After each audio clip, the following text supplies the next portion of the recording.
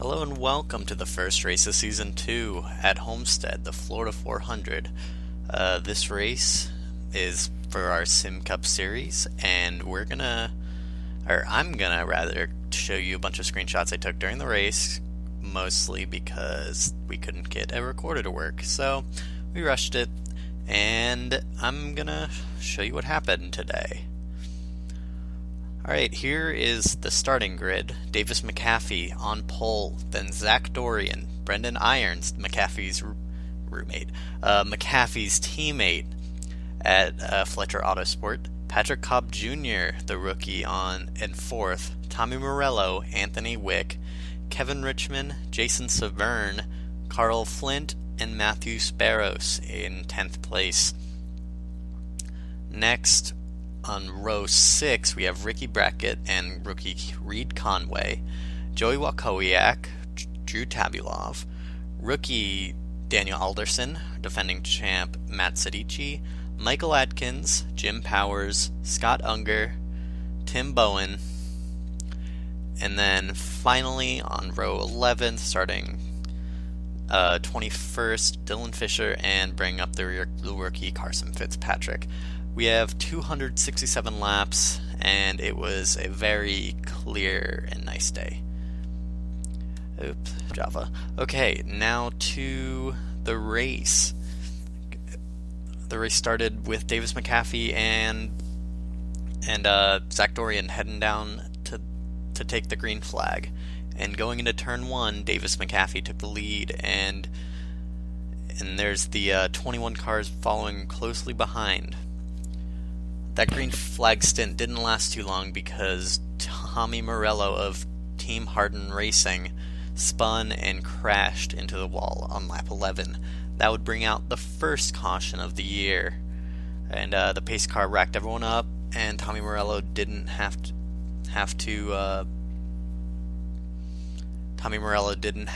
to make up any laps because he was just at the end of the line. That green flag lasted from lap 15 to lap 47 until Ricky Brackett, who is on a short leash over at North Star Motorsports, he spun on lap 47, bringing out another caution. Normally, cautions don't come out for spins like this, as you'll see later. So if you spin and get damaged but then bring out a caution, you're very lucky, because sometimes drivers spin and then get caught 2 laps down because there's no yellow flag, and because the race remains green. But Brackett's spin brings a caution, and this was the first pit stop of the day. We had McAfee, Irons, Severn, Dorian, Wick in the top 5, and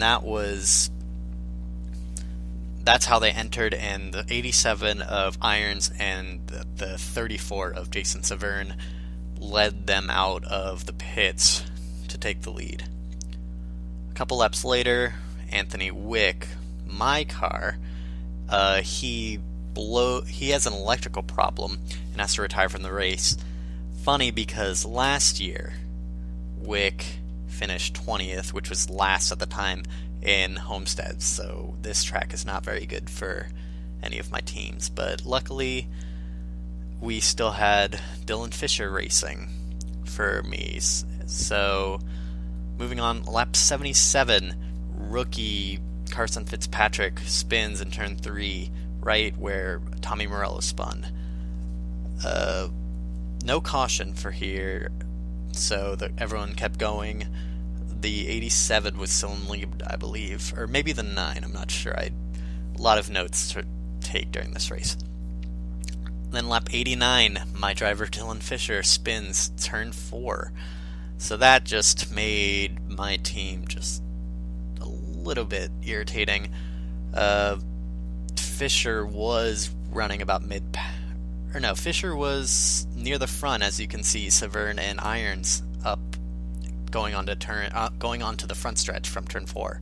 Forgot to mention, Tommy Morello spun from 4th place, so that really set him back, and he's had a trouble with DNFs last season. Lap 113, rookie Reed Conway. He blew an engine and will be the second retirement of the year. Lap 118, everyone's doing green flag stops, and Zach Dorian is on the inside of the 82 Tim Bowen. Tim Bowen cuts in front of him to go to the pit road entrance up ahead and turns both of them, causing a caution, which trapped a few guys a lap down. Everyone pit, and then lap 126, the tires gave out on Matthew Sparrow's second place finisher last year in points. He actually won at this track last year. Forgot to mention that, but lap 126, he spins, backs it into the wall, no caution. That same lap, my driver Dylan Fisher blows an engine. So my team had one of the worst days that you could probably ever have. Not as bad as last year's Homestead, where they finished 19th and 20th respectively, but that's not good. We earned 200 points total in team standings, which we'll get to later, but at least we finished 22nd and 20th and not dead last for both, so I guess you can call it an improvement. Lap 131, leader Brendan Irons, he blew an engine too, so that is 4 retirements at this point, and the last 3 were engine problems. So green flag until lap 193 when Davis McAfee pits from the lead. You can see some cars on the lead lap passing him, and the car lapped down Patrick Cobb Jr. This was a cycle all the way through. And after the green flag pit stops, the number 2 of Drew Tabulov comes out in the lead. And on lap 215, you can see he has a large lead. He had a 4-second lead on lap 215 with about, 50 to go? Alright, the next update with 32 to go. Carl Flint spins into turn 2, comes down, taps the 10 car of Matthew Sparrows, who just clips the 6 car. Our defending champion, Matt Zadici, and that brought out the 4th and final caution of the day. Forgot to mention there's a caution on the 82 and 61 crash. This is our first actual race recording, and I promise I'll get better. So with 32 to go, that brings out a caution, re-racks everyone, and it's going to make an exciting race to the finish. The 9 car was in the lead then. I should mention that. But green flag, and then 24 to go. The 82 car blows up. I forget what. Let me check my notes. Gearbox. He had a gearbox problem. And that wasn't the last DNF of the day. As you can see, Jason Severn right under the 24 to go. A lap later, he blows up. He had an electrical problem, so that's 7 retirements, or 6 retirements on the day. Maybe, I don't know. I don't have it in front of me. So Severn had electrical, gearbox for Bowen, then 3 engines and a electrical, so 6 DNFs on the day. That is near a record. I'd have to check that, but not a good start for a lot of the field. And on that lap, 23 to go. Here is the lead pack. We have not Bryce Alderson. He's a soccer player. We have Daniel Alderson, who's leading Davis McAfee and Drew Tabulov. They were behind the 71 of Patrick Cobb Jr. and the 22 of Carson Fitzpatrick, who were slowing them down and led for and that was the reason that no driver was no driver was able to distance themselves from one another. So 23 to go, here is the lead pack. 22 to go. In a span of a lap, the 53 and 2 car got under the 50 car, and then that made it a 2-car race because the 53 and the 2 car had one of the best battles I've seen in Sim Cup. So lap later, Drew Tabulov, he sniffs the lead for the first time during the green flag run. With 18 to go, they're side by side coming out of turn 2. And this, I couldn't show you everything, but they were back and forth, and here with 11 to go, here's a view of Drew Tabulov looking up at Davis McAfee. And McAfee, this was right after he passed for the lead. Then with 4 to go, Drew Tabulov comes on the outside and gives a move for David McAfee.